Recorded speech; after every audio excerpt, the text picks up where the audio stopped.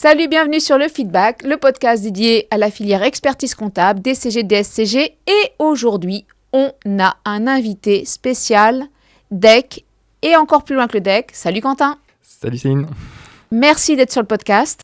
Merci. Et merci de partager ton expérience. Après un DCG réussi, après un DSCG réussi, tu as fait le choix de poursuivre vraiment ligne directe DEC.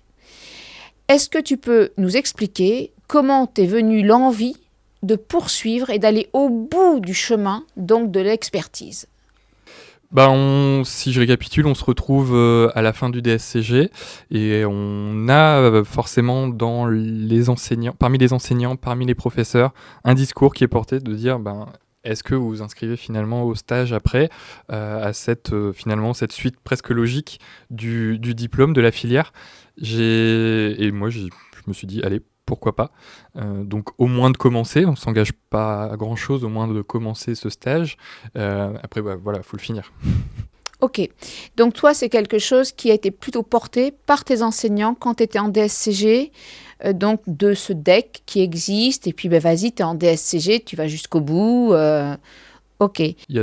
C'est à la fois par les enseignants, à la fois dans le lieu où je faisais mon alternance aussi, quelque part, par l'expert comptable qui était mon employeur à l'époque aussi. Donc c'est un discours qui est aussi porté un peu par tout le monde, par mes proches aussi, de se dire est-ce que un jour tu vas t'appeler Quentin expert comptable? Oui, pourquoi pas, allons-y, on le tente. Expert-comptable. Ça, je ne sais pas si la personne entendra, mais c'est un petit clin d'œil parce que j'ai quelqu'un que je suis sur LinkedIn et qui est très à cheval sur le tiret entre expert et comptable. Ok. Donc toi, tu as validé ton DSCG, donc j'allais dire simplement, c'est pas simple, mais bon, en 2 ans. Donc tu as attendu cette réussite pour t'inscrire au stage de DEC. Il existe une solution qui est parce qu'elle est possible, donc d'avoir 4 UE validés et donc un DSCG incomplet, et pourtant on peut quand même s'inscrire au stage de DEC. Qu'est-ce que tu en penses, toi? J'en pense que c'est à double tranchant. Donc on peut le faire, ça c'est très bien dit, c'est une réalité. Mais pour autant, est-ce que c'est la façon la plus facile, la meilleure de valider son stage ces 3 ans après? Pas toujours. Donc l'idée, c'est si on commence ce stage avec un DSCG invalidé, il faut le valider très rapidement. Et donc on se retrouve un peu pris par un jeu de calendrier qui fait qu'on est bloqué à devoir réussir à une session bien précise son DSCG. Que si on l'avait commencé avec un DSCG validé, on avait déjà ce poids d'éliminer. Moi, je trouve aussi que, parce que j'ai des étudiants qui font ça, bien sûr, et je dis attention, vous risquez de traîner ce DSCG incomplet pendant un bon moment. Et puis, je trouve que aussi, tu as une charge mentale tout le temps avec ton truc, j'ai pas mon DSCG, et je pense que ça crée de l'inconfort mental, quoi. Complètement. On entame un nouveau chapitre avant même d'avoir fini le précédent. Donc c'est une charge mentale, je pense, déjà pour le candidat, pour le stagiaire DEC en fait. Et cet inconfort fait que soit on réussit mal son stage, soit on réussit mal son DSCG. On ne peut pas être bon partout. Donc, Et quel est le risque en fait ? Le risque, c'est d'être, du point de vue de l'ordre des experts comptables, du point de vue du stage, c'est d'être suspendu. Donc de commencer ce stage avec un DSCG invalidé, si on ne le valide pas à temps, on a une forme de sanction finalement qui est prononcée par l'ordre des experts comptables pour cette invalidation. Ok, donc stage suspendu jusqu'à validation du DSCG. Moi, je pense, c'est ce que je dis aussi, attention, quand vous faites ça, attention, le stage de DEC, mais c'est pas un stage, on emploie toujours ce mot-là, mais je veux dire, ça ressemble à tout, sauf à un stage, à mon avis, parce que tu es au full boulot, tu es à temps plein, tu as des missions, tu as souvent un portefeuille, si tu es en cabinet, tu as ton portefeuille client, tu dois gérer, tu as les échéances, bref, tu bosses complètement. Tu as un vrai salaire aussi, d'ailleurs, mais t'imagines pas que, du coup, on va t'en demander moins que les autres, et donc faire son DSCG alors que tu es à temps complet, plus tes obligations de formation DEC, c'est beaucoup quand même. C'est carrément beaucoup, donc l'idée, je pense, c'est d'être dans une position de confort. À mon avis, on en revient à ça. C'est de commencer avec un DSCG validé, je pense que ça reste la meilleure option, quoi qu'il arrive. Ok, je suis d'accord. Est-ce que maintenant tu peux nous expliquer comment on fait pour s'inscrire au stage de DEC? Alors, la réalité, c'est qu'une fois donc, le DSCG validé, on va prendre cette hypothèse-là, on se rapproche auprès des instances de l'ordre des experts comptables. Donc chaque région a son conseil régional et il faut contacter, tout bête, hein, le conseil régional qui va du coup nous proposer en tout cas un contact, un mail, une adresse, un numéro de téléphone qui fait qu'on va pouvoir s'inscrire en tant que stagiaire DEC. Donc c'est un formulaire d'inscription, ça prend cette forme-là et forcément chaque année tout le monde remplit ce même formulaire, tout le monde se retrouve dans des formes de promo auprès de l'ordre des experts comptables. Ok, donc là, tu es inscrit. Donc tu envoies ton formulaire d'inscription et tu dois recevoir une réponse qui te dit que tu es inscrit, que tu es dans la promo, voilà, dans une promo. Et est-ce que là, je sais pas, on reçoit un calendrier avec, parce que je sais qu'il y a des formations quand même qui doivent avoir lieu, il y a des travaux à rendre. Est-ce que tu peux nous en parler? Donc voilà, le stage DEC, il se prépare partout, sauf dans une école finalement. Hein. C'est ça l'idée, c'est qu'il se prépare bien sûr à l'ordre des experts comptables, au conseil régional. Donc il va falloir venir souvent sur place pour justement valider ces formations. Donc on a un calendrier de formation au moment où on s'inscrit, on a un calendrier de formation de toutes les formations que l'on va avoir pendant ce stage, pendant ces 3 ans. Donc c'est presque un calendrier, si ça dépend peut-être des conseils régionaux, mais qui s'étale du coup sur 3 ans. Et chaque journée est voilà, riche d'une formation spécifique dans un domaine, la lutte anti-blanchiment, des domaines souvent pratiques, vraiment en lien avec l'exercice du métier d'expert comptable. Et donc la première année, il se passe surtout, c'est des formations justement à ce sujet-là, comme les 2 autres années. Mais c'est surtout pendant l'année 2 et l'année 3 où on doit rendre des rapports semestriels. Et donc des rapports semestriels, ça prend la forme finalement d'un petit rapport de stage dans lequel on précise ce qu'on a fait pendant son stage DEC.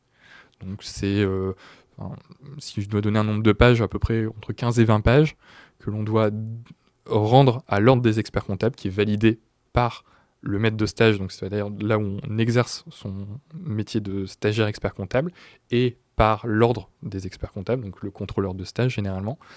Cette double validation fait qu'on valide ce rapport de stage. Ces 4 rapports de stage validés, ça nous permet d'obtenir l'attestation de fin de stage. Et l'attestation de fin de stage, c'est la porte d'entrée pour prétendre aux épreuves. Ok, donc c'est un préalable aux inscriptions aux UE du DEC. Ok, très clair, très très clair, je comprends. D'accord. Et donc tu as parlé de maître de stage, donc qui est dans ton cabinet, dans lequel tu fais donc ton stage de DEC. Ok. Est-ce que dans tous les cabinets, il y a un maître de stage? On est forcément rattaché à un maître de stage expert comptable. C'est bien l'idée de la profession, c'est qu'un expert comptable forme son successeur finalement. Donc on a forcément dans le formulaire d'inscription qui était au départ, à la naissance même du stage, renseigner un maître de stage. Donc c'est l'expert comptable dans lequel on exerce en cabinet. Si on est dans une entreprise, c'est son employeur. Hein, ok. Tu sais à quoi ça me fait penser? à quoi? Au Jedi et au Padawan.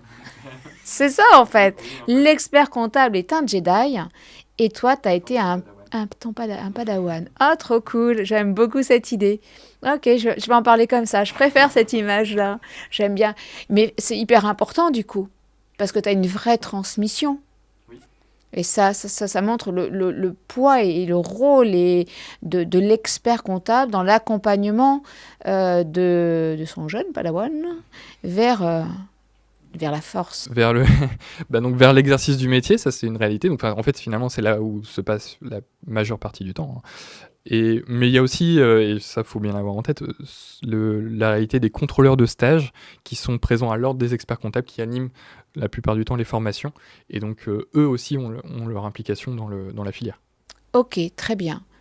Ok, super clair. Je pense que c'est important de savoir en fait, du coup, les rôles de chacun et donc tes rapports et ce que tu dois rendre à chacun et le regard qu'aura chacun sur ton parcours de manière à pouvoir avoir ce pass vers les épreuves donc du deck. Ok, super, super. Euh, du coup, toi, tes rapports de stage ont été validés et donc tu as pu te présenter les deux épreuves écrites et l'épreuve orale. Ok, je sais qu'il existe deux possibilités. On peut passer les épreuves enfin, dans le temps, voilà, l'épreuve, enfin, et on peut aussi tout passer d'un bloc. Qu'est-ce que ça, enfin, est-ce que tu peux nous éclairer là-dessus? Quelle est la différence entre les deux? Il me semble que dans un cas, tu peux compenser tes notes. Je crois que dans l'autre, tu peux pas vraiment compenser. Est-ce que tu peux nous éclairer là-dessus? Alors, donc il y a beaucoup de critères, hein. Déjà, pour prétendre aux épreuves, faut le rappeler, il faut avoir l'attestation de fin de stage. Donc, il faut avoir rempli toutes ces obligations, ces formations d'une part, ces rapports de stage rendus, validés d'autre part. Donc ça, c'est l'attestation de fin de stage, c'est vraiment la naissance même de pouvoir prétendre aux épreuves. Le sésame. Exactement. Dans un second temps, donc la présentation justement aux épreuves. Il y a plusieurs stratégies effectivement. Moi, ma stratégie en tout cas, c'était de tout passer d'un coup. Et donc, c'est ma vision en tout cas de l'épreuve, enfin des trois épreuves. C'était de passer, donc on rappelle, hein, 2 épreuves écrites, une épreuve orale, l'épreuve de déontologie, l'épreuve de révision légale et l'épreuve du mémoire qui est du coup l'épreuve orale. L'autre phénomène serait de aussi passer en plusieurs temps. Souvent, les candidats passent les écrits d'abord, le mémoire après. L'air de dire, je fais d'abord un sprint concernant les écrits, et après, ce marathon qui s'étale parfois sur plusieurs années, je le fais plus tard. Donc c'est une autre manière de faire. Dans les deux cas, alors c'est assez particulier à décrire là comme ça dans un format audio, mais on, on doit avoir une moyenne de 10 à l'ensemble des 3 épreuves, compte tenu des coefficients. Donc, il y a des coefficients qui sont bien précisés pour chaque épreuve, l'épreuve du mémoire qui est bien sûr supérieure des 2 autres. De ne pas avoir eu 10 à une épreuve entraîne le fait de devoir repasser l'épreuve plus tard, si on n'a pas validé cette moyenne générale de 10. Donc là, je ne sais pas si je suis clair dans ce que j'annonce, mais donc tant qu'on n'a pas eu 10 en tout cas à une épreuve, n'importe laquelle, on n'a pas validé cette épreuve. Néanmoins, si on a eu moins de 10 et qu'on a passé l'entièreté des épreuves, on a une moyenne globale de 10 et donc on peut avoir du coup le diplôme d'expert comptable une fois obtenu. Et donc ça, c'est la condition pour que les notes se compensent en fait. Exactement. Ok, si tu les passes séparément, tu n'as pas de compensation possible. Ou alors limité, parce que on a eu 11 et 10 à une épreuve, exactement. Ouais. Ok, ça marche. Quelles sont les difficultés qu'on rencontre sur ces épreuves? Alors peut-être qu'on va les séparer, les difficultés des écrits, et puis ensuite on passera au mémoire qui est quand même l'épreuve, je pense, reine du deck. Hein. Donc si parmi ces 3 épreuves, les 2 épreuves écrites, la première épreuve écrite est la déontologie. La déontologie de l'expert comptable, c'est, en tout cas l'épreuve de déontologie, c'est comparable à un code de la route. Vous êtes dans une situation, je ne sais pas si à peu près, peut-être beaucoup de gens ont passé le code de la route. Vous êtes dans une situation, réponse A, vous faites ça, réponse B, vous faites peut-être autre chose, C, D, etc. Ou soit c'est des réponses qui sont déjà construites et il faut la choisir, soit il faut la construire, cette réponse, par 2 lignes ou 3 lignes, réponse courte. Donc on est dans un format d'épreuve relativement facile. D'ailleurs, ça se voit dans les statistiques, c'est plutôt bien réussi comme épreuve. Il faut juste savoir comment réagir dans telle ou telle situation. Et il faut connaître par cœur le code de déontologie et ce qui gravite autour. Donc c'est du par cœur, c'est une épreuve qui se bachote. Par contre, l'épreuve écrite de révision ne se bachote jamais. Et c'est ça qui est un peu particulier, c'est qu'on a droit dans cette épreuve de révision légale et contractuelle à toute documentation écrite. Ça, c'est la fameuse malle avec tous les Francis qu'on traîne avec sa caravane. voilà, et on vient composer avec sa documentation. Exactement. En fait, on se retrouve, donc si vous voyez des personnes passer avec des valises le jour de l'examen, c'est tout à fait normal. En fait, ils partent pas du tout en vacances.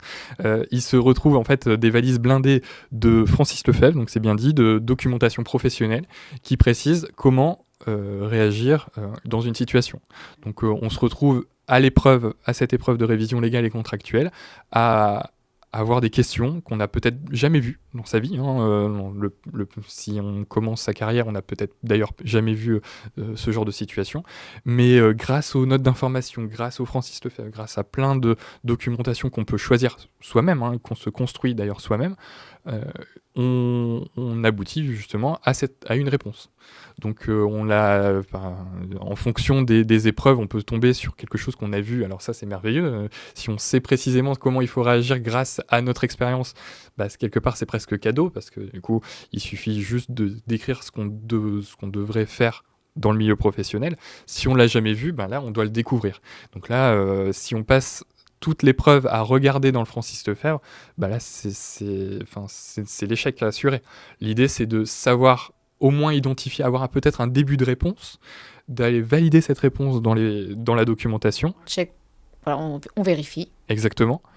Et voilà, et peut-être qu'on n'a pas toute la réponse, au moins on a peut-être un ensemble de petits points qui peuvent se gratter comme ça. Et en fait, ça me fait penser à l'agrégation. Et oui, parce que tu as aussi droit à ta malle pour l'agrégation, enfin à ta valise que tu dois porter tout seul pour l'oral. Effectivement. Et moi, ça me rappelle des souvenirs. Voilà, je sais pas. Mais effectivement, tu peux venir et tout l'enjeu de la construire et de savoir l'utiliser, de savoir l'exploiter. Mais effectivement, si tu passes ta journée, enfin pas ta journée parce que tu n'as pas une journée, mais si tu passes ton temps le nez dans ta malle ou dans ta valise, c'est foutu. C'est foutu. Ouais, ouais, complètement. Alors, ça me fait penser à quelque chose dont on n'avait pas parlé quand on a échangé, c'est l'annexe. Tu vois, quand tu me parles des Francis, etc., je sais que l'annexe est extrêmement présente auprès de toute la filière, donc surtout DSCG, je vais dire à partir du DSCG et du DEC, et propose de mettre à disposition, propose des séances de préparation aux différentes épreuves. Est-ce que toi, tu en as profité? Est-ce que tu es un adhérent de l'annexe ou est-ce que tu as payé pour pouvoir suivre les formations proposées par l'annexe pour accompagner les experts comptables stagiaires? Alors oui, j'ai bien suivi l'annexe du coup de la région dont je me situe. Alors la réalité, c'est que j'ai pas suivi forcément de formation proposée par l'annexe, mais néanmoins, j'ai souvenir en tout cas d'un réel soutien, en tout cas pour les épreuves. Après, je pense que le soutien, on l'a surtout pour cette épreuve du mémoire, c'est surtout ça, on échange grâce justement au contact de l'annexe, mais on peut aussi, grâce aux conseils régionaux de l'ordre des experts comptables, avoir des prêts de Francis Lefebvre, des locations de Francis Lefebvre, on est parfois aidé justement, que ce soit par l'association ou par les conseils régionaux, à finalement réussir cette épreuve. Et donc ça, je pense que c'est important de le rappeler. Il y a du soutien collectif, et je trouve que ça envoie un signal très fort et très positif sur cette espèce de, je sais pas si c'est très juste, une espèce de solidarité qui est constituée grâce à ces associations, et donc comme tu le rappelles aussi, par le conseil, enfin par l'ordre en fait, et ces instances régionales qui apportent son soutien, qui donc est là vraiment pour aider, accompagner, voilà, et pour être à la hauteur quand même des exigences de ces épreuves. Exactement. Ok. Très, très bien. Et j'aime beaucoup cet état d'esprit. Je trouve ça vraiment très sympa. C'est un esprit de solidarité quelque part. On n'est pas tout seul non plus dans l'accomplissement du diplôme. Et c'est aussi une réalité, c'est que souvent, en sortie de DSCG, en tout cas en DSCG, on est bien accompagné. On a des profs, des enseignants qui sont là pour nous. Arrivé au DEC, on est souvent tout seul. Et ça, c'est une réalité. On n'a pas de réel soutien qui va nous pousser à accomplir les épreuves, en tout cas réussir certaines épreuves. Non, on est vraiment tout seul, on a besoin de se construire ce soutien. Alors, on peut l'avoir bien sûr par intermédiaire de personnes qui sont présentes à l'ordre, présentes des proches, des enseignants qui poursuivent peut-être aussi leur accompagnement. Mais comme il n'y a pas d'école, encore une fois, pour le stage, on est on est tout seul. Exactement. Est-ce que, je sais qu'il existe, tu vois, je pense à l'épreuve de déonto, il existe des solutions enfin, qui sont proposées pour s'entraîner. Code de la route, hein, donc code de l'expert comptable, en gros. Moi, je sais que j'ai une expert comptable, Mam Faldiara, qui a développé une appli qui permet de réviser comme ça. Est-ce que toi, tu as eu recours, par exemple, à ce genre d'application? Pas vraiment. Enfin, voilà, je pense que super, le super tips que je peux donner, c'est de vraiment bachoter en fait, hein, comme on est sur une épreuve vraiment où il faut avoir de la connaissance donc, et la restituer. Donc l'épreuve est classique entre guillemets. Donc j'ai pas eu recours spécialement à une application en tant que telle. J'ai surtout voilà, acheté, enfin moi en tout cas pour mon cas c'était Carédec, le bouquin de déontologie est plutôt bien construit en tout cas. Il se suffit à lui-même en tout cas pour se préparer à l'épreuve. Enfin, en tout cas c'était mon cas. Et ça marche. En fait, comme quand on achète, enfin, ça remonte moi, mais en tout cas, comme quand tu achètes tes supports pour passer le code de la route, effectivement, et que tu apprends, et tu fais les tests, les tests, les tests, les tests, et puis tu recommences, tu recommences, tu recommences, puis bon, après, vas-y, hein, séance de plus, et voilà. Ok, très clair. On passe au mémoire. Oui. Ok. Toi, tu as fait un petit truc un petit peu original. Bon, après, on sent bien que tu as ce côté autonome et enfin, et tu as fait pareil un peu pour le mémoire, en tout cas pour démarrer. Est-ce que tu peux nous raconter comment tu t'es lancé donc, dans cette épreuve écrite du mémoire? Donc, on doit chercher un sujet. On se retrouve donc, baigné dans le monde professionnel à devoir identifier un sujet, en tout cas au moins un thème au départ. Et à chaque thème, à chaque sujet finalement se retrouve, en tout cas pour la partie deck, un moment où l'expert comptable est censé être en difficulté. Je ne sais pas si je suis clair dans ce que j'annonce, mais en tout cas, souvent, on identifie une problématique. Cette problématique, elle répond en tout cas à une difficulté de l'expert comptable qu'il est censé répondre, à laquelle il est censé répondre. Donc moi, j'avais identifié en tout cas un moment de difficulté dans le cadre du métier que j'exerce. C'est que j'ai identifié en tout cas un cas de proxénétisme hôtelier qui s'est confirmé donc, d'un de nos clients. Et je me suis dit, mais qu'est-ce que je dois faire en fait? Qu'est-ce que moi, expert comptable, qu'est-ce que je dois faire si je devais conseiller en tout cas mon client? Je ne suis pas encore expert comptable, je prétends justement au diplôme. Qu'est-ce que je proposerais pour réduire le risque de proxénétisme hôtelier d'un hôtelier qui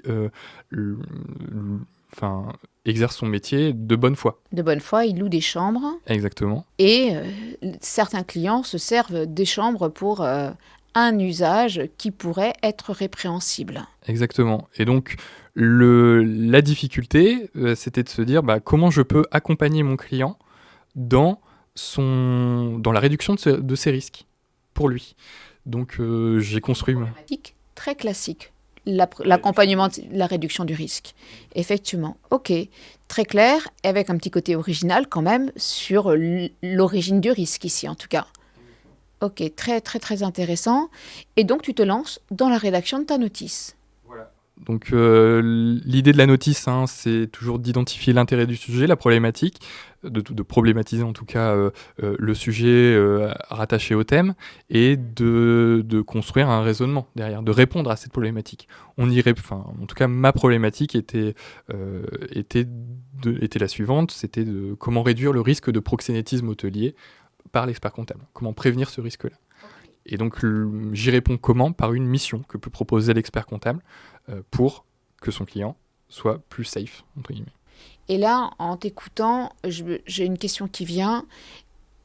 Les étudiants, tu vois, quand je les accompagne moi sur le mémoire de DSCG, ils me disent « Ah, mais madame, je vais le garder, je vais pouvoir le faire en mémoire de DEC. » Et je dis « Ou pas ?» Et donc, toi, en fait, tu as fait le DSCG, tu as fait l'UE7. Et là, tu enchaînes assez rapidement donc sur le mémoire de DEC et donc sur l'UE du mémoire. Est-ce que c'est le même travail? Complètement pas. Je suis d'accord, merci. Non, l'objectif est différent. Ça, faut l'avoir, je pense, bien en tête. Un mémoire de DSCG s'apparente beaucoup plus à un mémoire de recherche. Donc, ça, c'est la réalité du mémoire de DSCG. Celui du DEC se rapporte plus à un apport que doit faire le candidat, en tout cas, pour le métier. Alors, vous allez dire, apporter quelque chose à une profession qui date de 1945, c'est pas évident. C'est sûr, c'est pas évident, mais néanmoins, la profession évolue, le monde évolue, et donc les enjeux derrière aussi.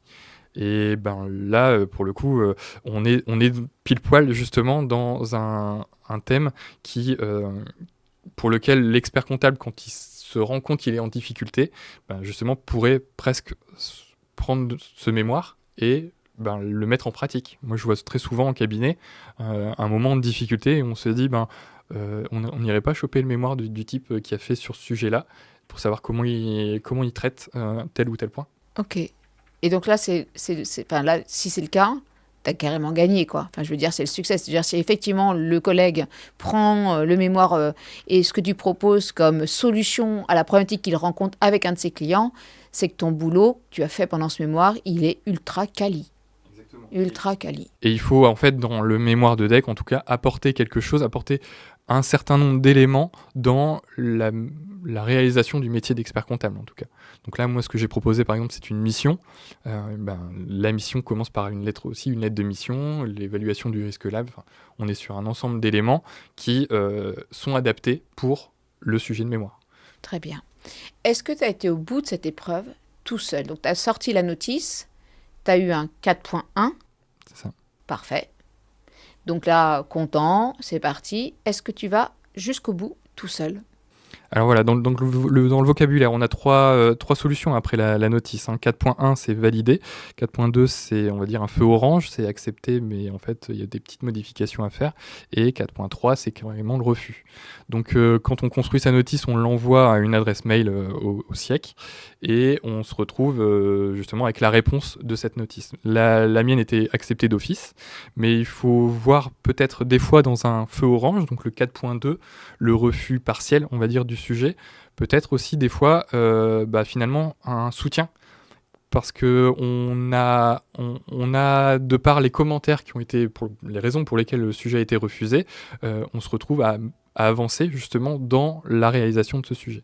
Donc la question tout à l'heure, c'était de se dire est-ce qu'on est seul justement dans la réalisation de cette notice et indirectement aussi de ce mémoire. Il faut pas être seul justement, il faut bien sûr être accompagné, ça c'est une réalité. Il faut être en tout cas suivi, peut-être même coaché, en tout cas il faut pas le réaliser seul. Donc toi, tu as fait la notice seule, mais après, du coup, tu t'es fait accompagner. Exactement. Moi, c'est un conseil que je donne, toujours coacher, accompagner. Ok, donc toi, tu as fait ce choix-là.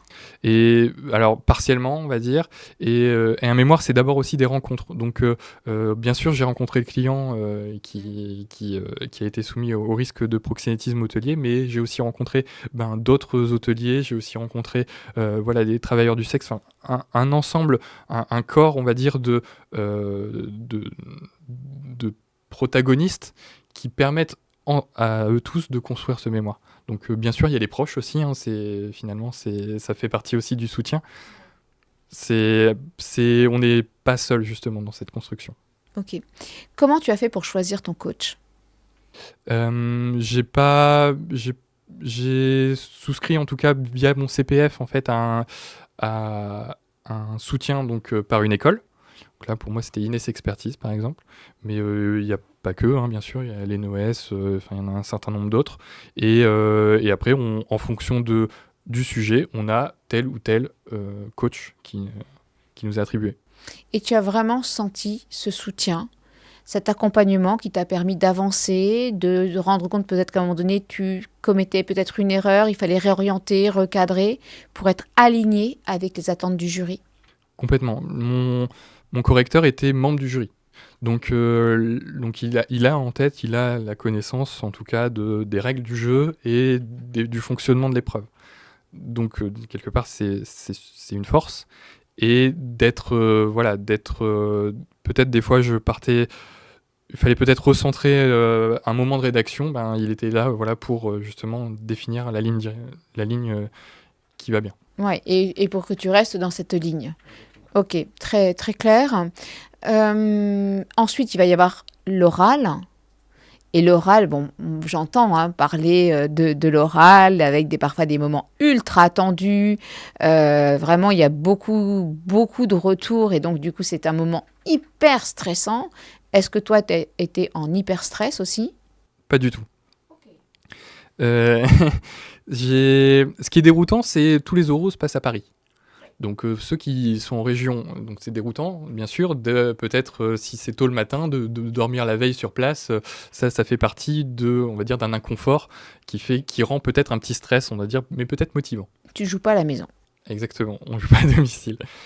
Et après, vient le jour de l'épreuve, le moment de l'oral.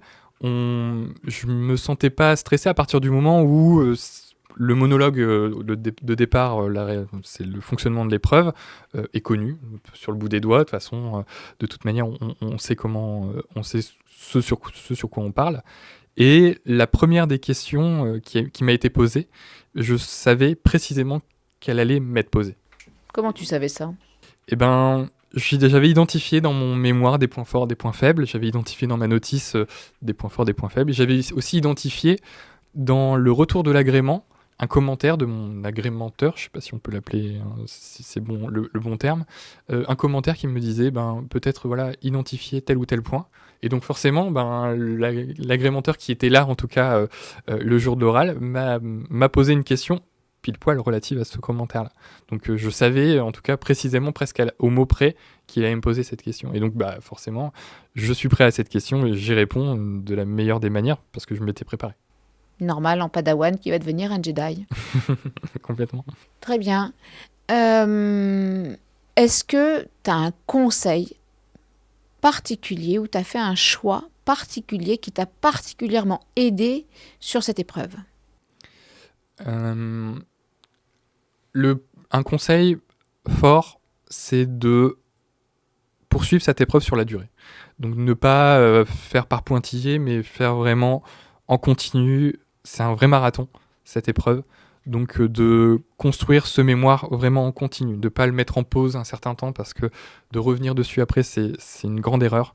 Et on n'arrive pas à se remettre dedans, et on s'y met peut-être de façon mauvaise. Donc d'être régulier, en tout cas, dans l'effort, c'est un super conseil.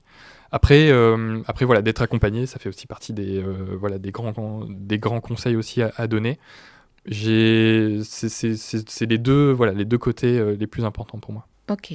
IA ou pas IA? Alors moi, je suis fervent partisan d'utiliser l'intelligence artificielle pour la rédaction, peut-être même aussi pour la construction de la notice. Là, moi, je l'ai utilisé, en tout cas, j'ai utilisé du coup ChatGPT, l'outil de langage me concernant. Je me suis construit en fait mon propre assistant. C'est-à-dire que je me suis fait presque mon copain de rédaction et je me suis créé mon GPT personnel. Je ne sais pas si vous voyez, mais en haut à gauche en fait de la fenêtre d'utilisation de cette page que tout le monde a peut-être déjà vue une fois, en tout cas. En haut à gauche, en fait, il y a un ensemble de GPT personnels, GPT personnels.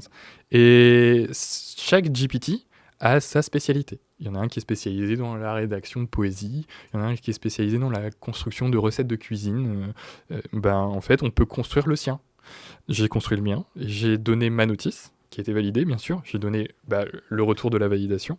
J'ai donné le code de déontologie d'expert comptable. J'ai donné un ensemble de ressources qui construisent finalement son socle de connaissances. Une des difficultés, là, par exemple, pour moi, pour mon sujet, c'était que ChatGPT avait identifié le travailleur du sexe comme quelqu'un d'illégal en France, alors que pour le coup, pas du tout. C'est tout à fait légal d'exercer ce métier-là. Et donc voilà, l'outil est formé et il se construit et j'utilise cet outil pour justement m'aider à la rédaction. Et donc quelque part, je lui proposais à la fin en fait grâce à c'est plus en fait un assistant pour la rédaction d'un mémoire, c'est un assistant pour la rédaction d'un mémoire de Quentin. Et donc il m'a aidé concrètement à la rédaction de sous-parties précises de mon mémoire. Je trouve que c'est extrêmement intéressant et je crois d'abord complètement illusoire de se dire pas du tout. Bien sûr que oui, on y pense tous à une aide. C'est une aide hyper efficace. Et effectivement, de bien le paramétrer, de bien prompter, d'y apporter le contenu adéquat, c'est un super, comme tu disais, comment tu l'as appelé d'ailleurs? Euh, Copain de rédaction. Moi, je dis toujours le sparring partner. Moi, l'image vraiment que j'ai, c'est celui-là qui t'entraîne et qui te permet de t'entraîner aux parades, aux coups, etc. Et moi, j'invite mes étudiants dès le DCG. Hein. Tu vois, là, ils ont passé, par exemple, des entretiens de recrutement pour leur poursuite d'études parce qu'ils sont en fin de DCG. Et je dis, mais on se prépare aux entretiens avec ChatGPT. On lui dit, voilà, je vais passer ceci, cela, mon objectif, c'est celui-là, machin, etc. Je vais dans telle école, voilà son programme ou je ne sais pas, voilà telle entreprise, voilà son contenu, ou va sur son site internet pour voir un petit peu et quelles sont les questions qui pourraient m'être posées et donc je me prépare à ces questions-là, voilà mes questions, qu'est-ce que tu en penses, comment je peux les améliorer et c'est vraiment une bonne façon de trouver de s'entraîner et d'être entraîné par la machine qui apporte un certain confort et qu'on n'avait pas du tout avant, quoi. Complètement. Et puis maintenant, l'outil est tellement, enfin, ne fait que s'améliorer dans le temps. Donc au départ, il est préparé d'une certaine manière, puis après, au final, il se développe de plus en plus, de mieux en mieux, et on se retrouve en fait avec une machine, finalement, une machine de guerre presque, pour pouvoir nous préparer à plein de choses. Donc là, bien sûr, pour la rédaction d'un ouvrage, ça c'est quelque chose de fort, mais là, on le voit passer pour les négociations salariales. Mets-toi à la place d'un employeur, propose-moi voilà, un salaire que je pourrais être en capacité de négocier. Bref, c'est un ensemble de cas qui finalement auront une réalité de toute manière dans notre société. Ça, c'est une chose. On va devoir en tout cas utiliser ces outils d'un point de vue professionnel un jour. Si on ne l'utilise pas, peut-être d'autres vont l'utiliser à notre place et seront plus compétitifs, meilleurs. Donc c'est indispensable de passer par là. Ah, je pense aussi, et qu'en plus, on a intérêt, je crois, à préparer et à former pour que les gens le fassent bien, dans les meilleures conditions. Et justement, c'est une compétence, en fait, qu'on développe, de savoir utiliser efficacement, notamment cet outil, qui est, je suis d'accord, particulièrement, enfin moi, en tout cas, qui m'impressionne à chaque fois. Je suis d'accord, ça m'impressionne, ça continue de m'impressionner aussi, et je suis fervent partisan de savoir en tout cas bien l'utiliser. C'est une erreur d'utiliser finalement le côté générique en fait de l'outil, qui est du coup bien sûr pas adapté. Et non, de bien l'utiliser, d'avoir construit une notice peut-être avec lui, peut-être sans lui, mais du coup de construire la rédaction avec lui, c'est une force. Moi, j'ai l'idée, mais peut-être que je me trompe, hein, c'est que d'abord, tu fais toi-même, avec ton cerveau, avec tes idées, tu te poses tes questions, et une fois que tu penses que c'est pas mal, tu le challenges. Et tu lui demandes justement de te challenger et de révéler les faiblesses, les failles, les aspects que tu n'as pas vus parce qu'on a des biais. Et donc, il y a des choses qu'on aime, d'autres qu'on aime moins. Et donc, peut-être on fait une erreur en n'allant pas vers ce qu'on aime le moins. Et je trouve qu'il te permet vraiment, un peu comme le retour d'agrément, de dire, ben là, tu as oublié ça, mais là, tu regardes pas, là, tu n'approfondis pas, il y a ça. Tu dis, ah mince. Et du coup, ben, oui, il te permet d'être dans l'amélioration continue, je pense.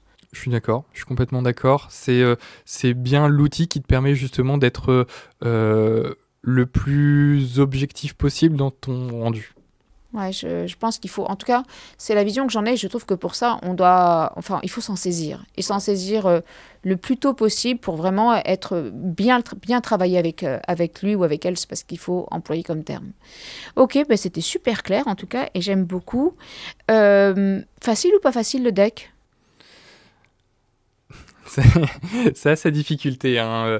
La difficulté n'est pas dans les épreuves en tant que telles, je pense. Elle est dans le fait de cumuler ces épreuves avec des responsabilités qui grossissent, qui augmentent en fait du côté du stage en fait, qui n'est pas un stage, on l'a bien dit. Donc la principale difficulté, c'est de jongler avec les deux. Et on le voit par exemple pour le mémoire, on flirte avec les 80% de taux de réussite. À partir du moment où la notice est acceptée, où le candidat se présente à l'épreuve, 80% des candidats ont 10 ou plus à l'examen. Donc finalement, en tant que tel, l'épreuve n'est pas compliquée. Mais avant d'arriver à cette épreuve-là, avant de pouvoir arriver à cette place de candidat, il y a quand même un parcours assez long. il est difficile de par sa longueur, son côté rigoureux. Ok. Alors Quentin, comme toi rien ne te fait peur, tu t'es dit que tu te lançais dans un deuxième challenge. Alors non, on n'a pas dit. T'es diplômé du DEC quand même. Et donc bravo, bravo. Ah, quand même. Et donc tu travailles toujours dans un cabinet là. Oui, et je vais créer en fait là prochainement mon cabinet à mon image du coup. Ok, création d'un cabinet, donc dit ex nihilo. Exactement. Ok. Qu'est-ce qui t'a donné envie d'être ton propre, d'avoir ton propre cabinet? Ben moi c'est surtout de créer quelque chose à mon image en fait, hein. Donc moi je sors du cadre, donc moi dans les missions que je veux proposer, je veux que les missions sortent du cadre aussi quelque part. On est sur voilà un métier qui bouge beaucoup, donc forcément les missions on va dire traditionnelles se perdent au profit d'autres. Et donc c'est un des moteurs de cette création. Et la deuxième envie, c'est aussi de pouvoir voilà de par ce côté indépendant, pouvoir cumuler avec de l'enseignement, chose à laquelle je suis assez attaché. Donc c'est aussi cette solution-là. Et donc allons-y, puisque tu y es attaché à quel point à l'enseignement? Ben, au point de, voilà, de me préparer au concours de l'agrégation, qui est du coup le concours que tu as passé. Donc. Oh oui, il y a longtemps, ne me vieillis pas, t'es pas obligé. Et bien, en fait, c'est le concours qui permet d'être voilà, titulaire, qui est d'être dans l'éducation nationale, d'avoir un poste entre guillemets fixe, hein, même si bon, il peut être muté bien sûr, mais plutôt que cette forme contractuelle d'enseignement que je découvre un peu, je voudrais en fait avoir un lien permanent avec la transmission des connaissances. Alors, j'aime beaucoup.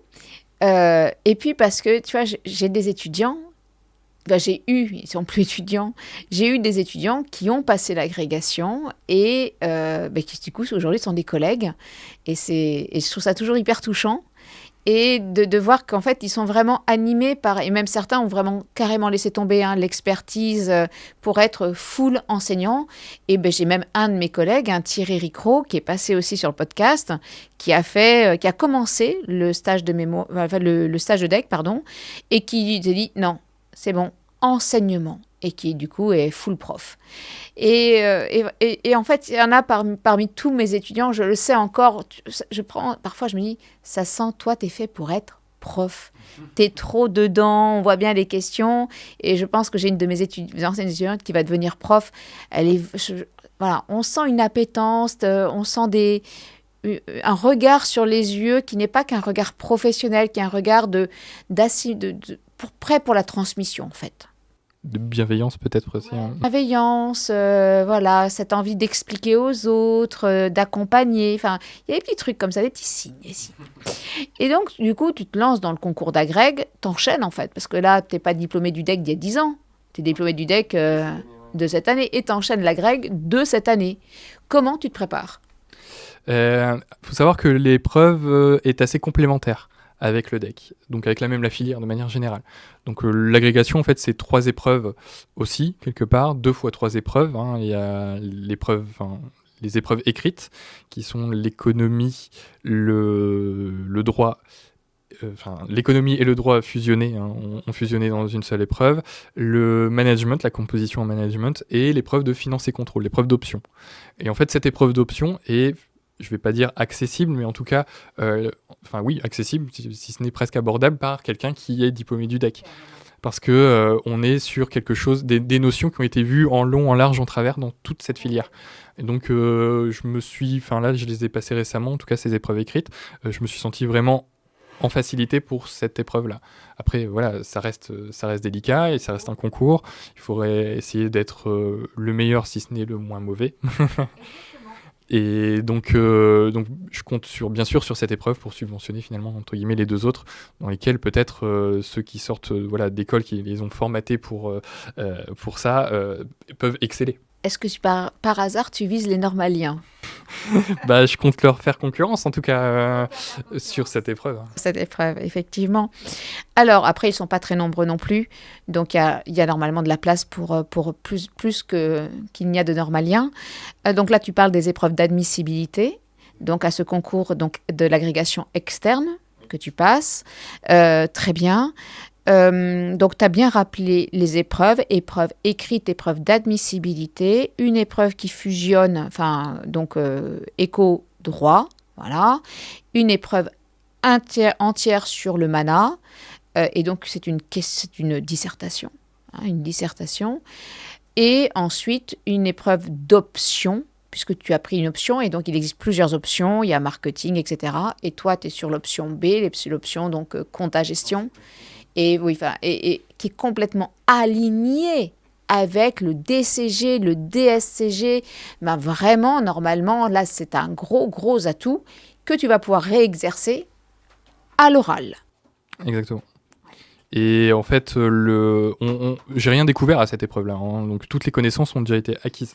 Alors après, la réalité, c'est que quand on prépare le deck, on sort peut-être du côté scolaire, peut-être des fois, de certaines épreuves. Donc il faut se remettre à jour. On n'a pas la documentation écrite pour le faire, contrairement à l'épreuve de révision légale et contractuelle. On est sur des formats un peu différents, mais qui se complètent complètement. Oui. Mais en DSCG, tu n'avais pas la documentation pour préparer l'UE4, etc. Donc du coup, je veux dire, tu es aussi prêt à ça. Il n'y a pas 10 ans que tu as passé le DSCG. Donc moi, je trouve qu'effectivement, quand on enchaîne, ça peut le faire, vraiment. Je suis entièrement d'accord. Et je pense que tu as un gros atout et que la filière que les étudiants de DSCG ont pour ce concours d'agrégation externe. Vraiment. Et en plus, vous connaissez particulièrement bien le DCG, le DSCG. Donc, vous avez ça, en fait, en résumé, c'est dans l'ADN. Vous êtes vraiment prêt et sensible à ce qui peut concerner donc l'enseignement de ces... Exactement, vraiment. Donc là, tu attends les résultats. Ils vont tomber bientôt. Oui. Ok. Et donc, je te souhaite donc d'être admissible. Et donc, tu vas faire tes valises pour aller à Rouen, passer peut-être donc les oraux donc de l'agrégation externe. Et donc là, est-ce que tu sais quelles sont les épreuves qui t'attendent ? Donc en fait, c'est finalement à peu de choses près la même chose que ce qui s'est passé à l'écrit, mais d'un format bien sûr différent, un format oral. Et là, la différence, c'est qu'on aura accès finalement à toute documentation écrite autorisée pour la composition, enfin la réalisation de cette épreuve. Donc je sais à peu près à quoi m'attendre. Je pense qu'il y a quelque chose d'assez, on va dire, il y a une question de hasard aussi qui intervient dans l'oral, dans l'échange, le sujet, l'appétence ou non justement à ce sujet. Il y a beaucoup plus de facteurs en tout cas pour cette deuxième épreuve, bien sûr, ce deuxième filtre de l'agrégation. Alors après, même si bien sûr on a toujours envie d'un sujet qui nous plaît, le sujet qui va tomber, il plaît, enfin, ça sera le même pour toutes les personnes de la journée. Donc vous êtes tous logés à la même enseigne. Voilà, et donc après, quand tout le monde réussit le sujet, voilà. Dans une logique de concours, il faut bien du coup distinguer, justement, c'est ça la particularité. Donc la logique de concours, elle est complètement différente du DCG, DSCG. Faut vraiment, en fait, c'est quelque chose que je n'ai jamais connu finalement. Ça, c'est pas une question de 10. Ouais. Moi, j'ai passé l'agrégation il y a longtemps, voilà, 1992, ouh. Et j'ai eu quand même une note incroyable, parce que j'ai passé aussi l'option B, donc compta-gestion. Et j'ai quand même eu un 4, magnifique 4 en compta, tellement je suis une quiche en compta. Débit, crédit et moi, ça marche pas bien du tout. Et je suis sortie de cette épreuve en pleurant, parce que vraiment, c'était catastrophique. J'avais prié presque, je crois, pour que ce soit que je tombe sur un sujet de finance. J'adorais ça, et donc je me disais, mais pourvu que ce soit de la finance. Et je suis tombée sur un full sujet compta, c'était mon pire ennemi, et voilà, je me suis ramassée, et je savais que j'avais 4. Et encore, je pense que j'ai été bien notée, parce que vraiment... Et c'est un concours. Je l'ai eu du premier coup parce que du coup, j'ai mieux performé sur les autres épreuves. Et c'est ça le truc, ne jamais oublier que sur un concours, il faut que tu sois soit le meilleur ou en tout cas le moins mauvais. Voilà. C'est quelque chose qu'on n'est pas trop en fait dans la filière DCG, DSCG. Donc c'est pas naturel en tout cas. C'est pour ça qu'il faut rester en mode combat là du coup jusqu'au bout. Ouais. Et ça, c'est important de le garder en tête. Donc, est-ce que tu te prépares particulièrement pour ces épreuves orales ? Là, pas tant que ça. Je pense qu'il faut savoir utiliser la documentation qu'on aura le jour de l'épreuve. Donc là, pour l'instant, ma préparation se limite à me mettre à jour de l'actualité, on va dire, de ce qui se passe, on va dire, dans la société en ce moment, du point de vue managérial, du point de vue du droit, etc. Et là, si je suis du coup admissible, ça va être de construire justement cette documentation. D'accord, ok. En tout cas, on te souhaite beaucoup, beaucoup, beaucoup de succès sur ce dernier moment, en tout cas. Donc, cette dernière, je sais pas, là, du coup, je ne sais pas ce que tu pourras faire de plus. On peut toujours faire de plus, hein. Tu peux passer une thèse. Voilà, tu peux continuer, tu peux continuer. Mais voilà, à court terme, en tout cas, on te souhaite du succès sur cette épreuve. J'espère que tu seras admissible. Et si tu l'es, on espère fort que tu seras admis. Et je serai enchantée que tu deviennes un collègue. Ce serait trop cool, ce serait trop drôle, ce serait incroyable, incroyable. En tout cas, merci beaucoup Quentin d'être venu sur le plateau du feedback. Merci pour tout ce temps et ce partage. Merci à toi. Merci à toi, Céline. Merci.